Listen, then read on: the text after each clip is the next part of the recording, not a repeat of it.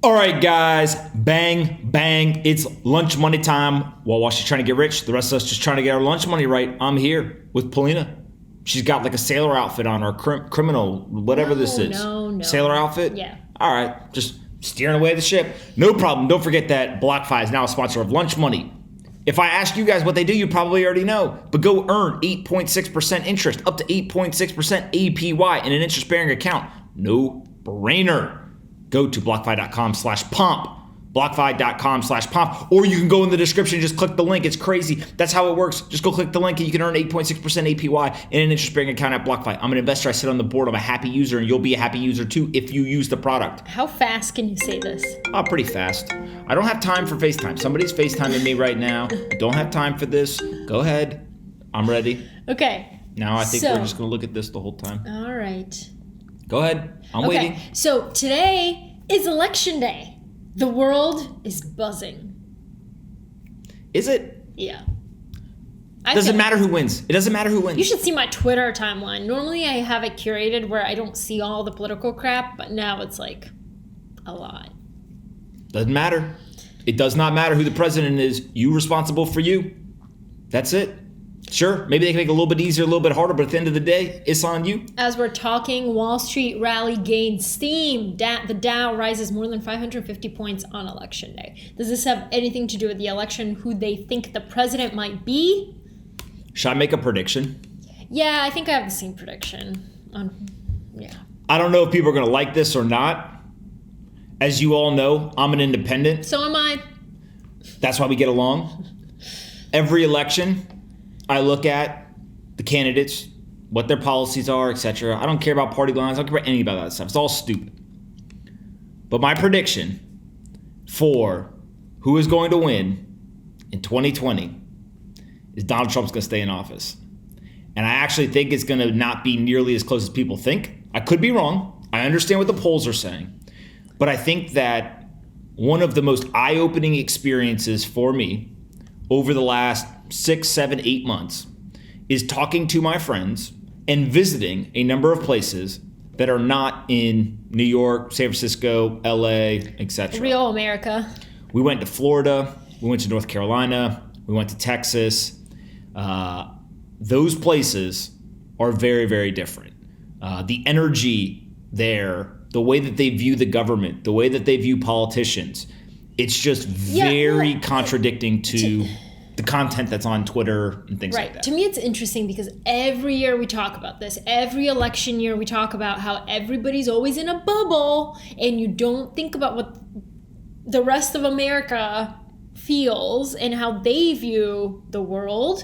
And every time we talk about echo chambers, bubbles, etc., and it happens every year. Again, it happens. Like, I cannot believe it. It's like, I can actually believe it. I've spent time in Georgia. I've spent time in North Carolina. Like, I can see it. There's a very, very different mentality. Mentality and just view on the world.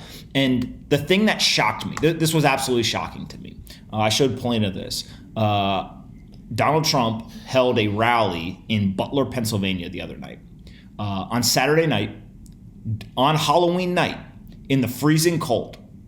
I don't know how many people were there, but there had to be thousands, if not tens of thousands of people. It literally looked like the Beatles were coming. It looked like Lil Wayne was about to have a concert. I mean, this was unbelievable.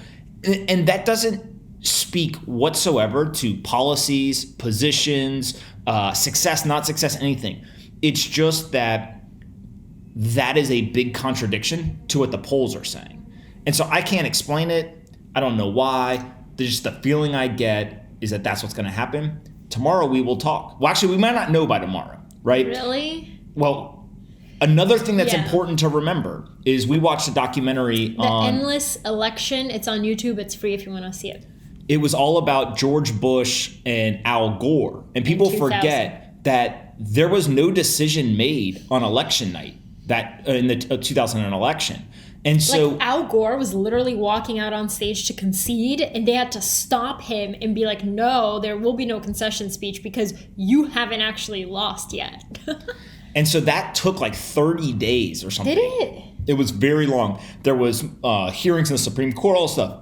So it's not that this has never happened before, but my second prediction is that both parties, the Republicans and the Democrats, are going to accuse the other of stealing the election, meddling, the election is rigged, whatever. You can just see them lining up for, regardless of how this plays out, whether Joe Biden or Donald Trump wins. It's going to be a long night. That's what's going to happen. But I don't think it's going to be a long night. I think it's going to be a long number of weeks. Like, this is not a tonight thing. Yeah.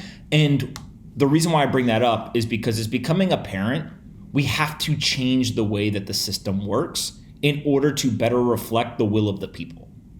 The people, when they vote, whether it's the Electoral College, whether it's kind of this whole idea of mail-in ballots, not mail-in ballots, all of it, you can debate, it's controversial, whatever. But just the general structure has to be improved. There's people who suggest forced ranked voting and other solutions. I don't know what the right solution is, but I think that we're getting to the point now where this election is going to push us over the edge and people are going to realize this system doesn't work the way that we want it to work, and therefore we need to make changes. So that's it. That's all I'm going to say. We will see what happens. I just want everybody to get along. I'm tired of the polarization. I'm tired of the extremism. I'm tired of the mobs. I want people to be people. Yeah, Pauline and I talked about this last night. What I actually wish was that there was a candidate who was a complete moderate. Same. Who could say, look, you know what? There's things from the left and things from the right that I think can be put together into a moderate position, and they can simply say, I want to actually do the right things for people, right? And that's questionable whether some political candidates want what's best for people or not. But I do think that there is this feeling across the country that people who are not on Twitter who feel like their voice isn't heard. And I think it was Matthew McConaughey who said it. Somebody asked him about his politics, and he was basically like, well, if it's like a 2-lane road and one lane's the Democrats and one's the Republicans, they've gotten so far out, they're not even on the remotely close to the road anymore. Yeah. Agreed. Anyway, all right. I just like being an independent, little individual thoughts and personal responsibility. Take a little lesson. All right, what's next? I actually didn't know you were an independent when I met you, but so am I. All right, Ant Group. Do you remember Ant Group? It was supposed to be the biggest, most historic IPO, $34.5 billion, but now it has been suspended because so Ant Group's controller Jack Ma, the executive chairman Eric Jing, and CEO Simon Hu were summoned and interviewed by regulators in China. The Shanghai Stock Exchange said Ant Group reported significant issues, which means it may not meet the conditions for listing or information disclosure requirements. Why are you smiling? This is a prime example of the government why I am proud to be an American and to live in this great country. Jack Ma last month said things that went against the Communist Party's state-owned bank narrative. He basically said that the state-owned banks were no good in other terms, right? In overgeneralization. And all of a sudden, 2 days before the largest IPO in history, that is like a gazillion times oversubscribed, the Chinese government has said, no. You are not going to go public. You have significant issues now. The rules are changing. All of a sudden, Jack Ma has to do different things. And Jack is now saying, I will implement all of your wishes, basically. This is absurd. How anyone can invest in a market where literally there's a centrally planned communist party that is responsible for that market. It's interesting because they're communist, but they love doing business. No. Like, communists love to do business. Well, that enriches the government. Yeah. Right. Okay. This is a prime example where Jack Ma is literally being kneecapped by the government. A $30+ billion IPO just got shut down 48 hours before it was supposed to go public. Because the founder they're so vague about it. He said something at a conference. Well, we don't know if that's why, but the speculation is that's why. Okay. But it just sucks because it's so vague and like you don't know what's going on. Okay. Long live America. Fast. A 2-year-old startup whose technology enables quick checkouts online is in discussions with investors about a new round of financing between $50 million and $200 million. The deal could value the startup at as much as $1 billion, according to the information. Wow. I didn't even know about this startup. He told me about this startup yesterday, and he was like, oh my God, it's already at $1 billion. I was like, what the hell is this startup?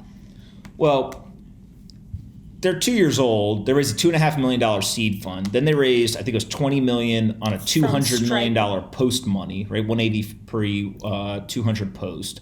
And now they're going to raise at about $1 billion. It's only 5x from the last valuation, which is a lot, but it's not crazy. And the second thing is that they are now post product, right? So basically, the first seed round was pre-revenue, pre-product. Then when they did this, they were basically still pre-product. Now they've launched the product. It seems like they're getting a ton of interest and signups and things like that. And so now they're going to get $1 billion valuation. It just happened real fast. Because Stripe is an investor, do we think that Fast is a possible acquisition target for Stripe before it goes out to raise this other money? I don't think they'd sell. Really? Right now. Yeah, I don't know the team. I see Dom on Twitter all the time, and I think his co-founder's name is Allison, if I remember correctly.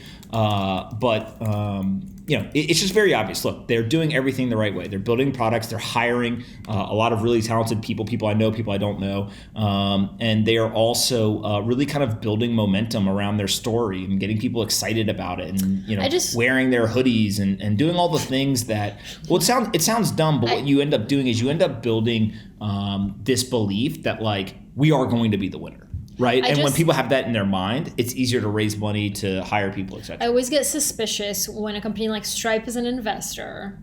It's kind of like I'm investing. I want to see what's going on in case I want to buy you. Yeah, of course. Oh, of course. There's no doubt that the payment technology company that Stripe invested in may be an acquisition target for Stripe. Before it gets to $1 billion valuation, I'd be so aggressive. Okay. Oh, okay. I'd be a shark. Well, don't have me invest in your company. Hey. I'm buying them all. What company are you buying? Okay, just keep going. Okay, so PayPal raises crypto buying limit to $15,000 per week for eager customers. Okay, so let's remind us what PayPal is doing in the crypto space. PayPal owns Venmo.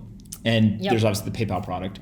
PayPal has introduced Bitcoin and cryptocurrencies to PayPal, the product. They say that they're going to introduce it to Venmo in 2021. The PayPal product, I think right now, 10% of users, so they're kind of slowly rolling it out. 10% of users now have access to buy, sell, or spending crypto on PayPal. The response, they say that they have a waiting list that is 3 to 4 times larger than they originally anticipated. So there's way more people that want to use it than they thought. And then the people who are using it keep bumping up against their weekly limits. Which was $10,000. So they're bumping it up to $15,000. To $15,000. My guess is that will continue to grow as more and more people use it. And so this just goes to show that like a company like PayPal, who did a lot of work on should we spend time here, should we support this, what's the risk, what's the upside, they underestimated how interested people would be. And they were originally co-signed with the Libra project, which was Facebook's cryptocurrency project, but then they backed out. And then I asked Dan Schulman, who's the CEO of PayPal, if he personally owned any cryptocurrency, and he said Bitcoin, and I said only Bitcoin? He said only. Yes, that is all. Okay, great. Anything else? No. Burger King is doing the unthinkable. It wants you to order from McDonald's. So basically in the UK, fast food orders and fast food chains are really struggling. So the UK version of Burger King tweeted, "We know, we never thought we'd be saying this either." And it says, order from McDonald's. "We never thought we'd be asking you to do this, just like we never thought we'd be encouraging you to order from KFC, Subway, Domino's Pizza, Pizza Hut, Five Guys, Greg's, Taco Bell, Papa John's, Leon, or any of the other independent food outlets, too numerous to mention here. In short, from any of our sister food chains, fast or not so fast." basically they need help, so they're asking people to go support their local fast food chain restaurants. How are they local in? I mean, it's very smart of Burger King, but it's even better for McDonald's because McDonald's like, yeah, look, we're so good that even Burger King's telling you to come here. but ultimately, I think, look, this is a really kind of class act move of just saying, I look, agree. you know, all tides rise. Or rising tide lifts all boats. Yeah. By the way, I have to address a controversy from yesterday. So Wet n Wild. It's a makeup brand. First of all, there's a Wet n Wild makeup brand. Oh, there's a lot of Wet n Wild. I don't know if it's just a makeup. Also Girls Gone Wild. That's the video series I was thinking about. Girls Gone Wild. Yeah. Should have paid attention more when I was a 14-year-old boy at 2:00 in the morning. It's all right. Okay, are you done? So I got it. It's Girls Gone Wild, not Wet n Wild. Kids show. Okay. There's an entrepreneur in Italy who's his business is literally helping Americans get Italian passports. His business exploded during the pandemic. He said, his name is Marco Permunian. He said his clientele is 95% American. He said that requests for his service increased by up to 400% compared to last year as the coronavirus pandemic exploded in the United States. He says, I have never seen anything like this in my decade-long career. People want to become Italian. Of course. So y'all didn't know this, but actually the world started in Italy. Oh my God. Kidding. I'm kidding. But that means some Americans who descend from immigrants are eligible to become Italian citizens. The main requirement is that the family member who immigrated from Italy to the United States did not become naturalized before the birth of the next person in the line of descent. That means your great-grandfather. Yeah, I could be. Maybe I should get an Italian citizenship. Can I tell him the story of your name? No. Oh, damn. It's stupid. It's not very important. All right. What else? What's next? Last one. That's it. Are you ready for my jokes? I have 2 today. Oh, I think they'll make you laugh. We should stop calling this jokes. You should just call them... How do we know communism was doomed from the beginning? All the red flags. Okay. You're trying so hard. Next. I can tell when you're laughing internally. No, I'm literally not. That wasn't even funny. Like I was just like reading a history book. Go ahead. This is Jon Stewart. If con is the opposite of pro, then isn't Congress the opposite of progress? But like that's not a joke. That's more of like a riddle. Oh my God. I think I'm gonna have to start bringing the jokes back. I think we're good. I got some great jokes. All right, guys, that's it. Be safe. Enjoy it. Please don't leave your crazy political comments in the comments. I'm not gonna read them, but I might. Polina will. I'll see you guys tomorrow. Bang, bang. Hope you guys enjoyed this episode of Lunch Money as much as we did. And don't forget, Lunch Money is now sponsored by BlockFi, so go check them out. There's a link in the description that you can click on. I'm an investor, a user, and a huge fan. What? You're a bigger fan of BlockFi than you are of me? BlockFi is my second favorite thing in the world behind Polina. They've got 3 products. They can give you a US dollar loan. You can earn up to 8.6% interest on an interest-bearing account, or you can buy and sell cryptocurrencies on their crypto exchange. I personally use the interest-bearing account. There's not very many places where you'll find up to 8.6% interest on a deposit in an interest-bearing account.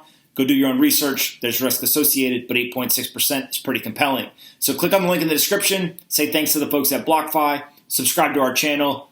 Like the video. Annoy Polina in the comments. And we'll see you guys tomorrow. And be kind to your friends.